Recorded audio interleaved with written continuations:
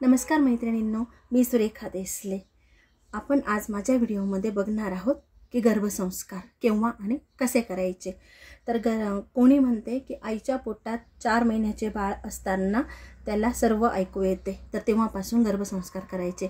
तर असं न करता आपण प्रेग्नेंट आहोत असे कळाल्याबरोबर गर्भसंस्कार चालू करायचे।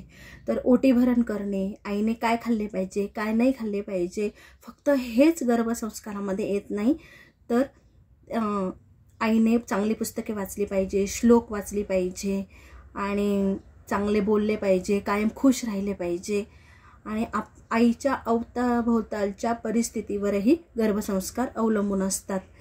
त्या आईच्या पोटात बाळ आईच्या पोटात असतानाच त्याच्या मेंदूची 80% वाढ झालेली असते व जन्माला आल्यानंतर 20% वाढ होते। तर त्याची मेंदूची पूर्ण वाढ झाल्यावर आपल्याला त्याच्यावर गर्भसंस्काराचे सर्व परिणाम दिसून येतात। तर तुम्हाला माझा व्हिडिओ कसा वाटला ते मला नक्की कमेंट करा। व्हिडिओ आवडला असेल तर लाईक करा, माझे चॅनल सबस्क्राइब करा। Thank you.